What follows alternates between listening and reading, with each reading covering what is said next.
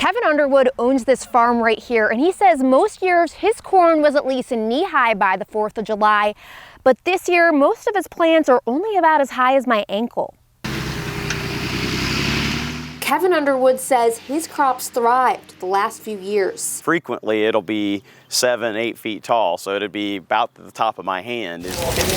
But he says the rain this year made it impossible for him to plant his corn on time. When it's that wet, it just is pure mud and we can't plant anything in that. In fact, our equipment would flat out get stuck. Underwood says he started planting his corn on June 8th. About a month to a month and a half behind the typical schedule. But he believes a mild fall could still lead to a good harvest. A fall that actually doesn't have a real early end to it due to an early frost. Professor of Agricultural Economics at Purdue, James Mintert, also believes a good harvest is still possible, but very unlikely. On average, both corn and soybeans that are planted later in the season tend to yield less.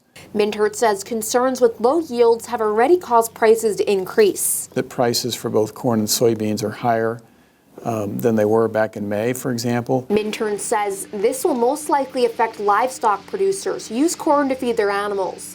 But he says the average shopper probably doesn't have much to worry about. The increases have probably been modest enough that the impact on retail prices is likely to be pretty muted. That's because the actual food is just a small percentage of what we pay for in the grocery store. He says packaging and processing are the biggest part of what we pay for when we buy groceries. Mintert says some farmers weren't able to plant their crops at all this year, so he says they're going to have to rely on crop insurance to supplement some of this year's income. Reporting in West Lafayette, Nina Schlossberg, Star City News.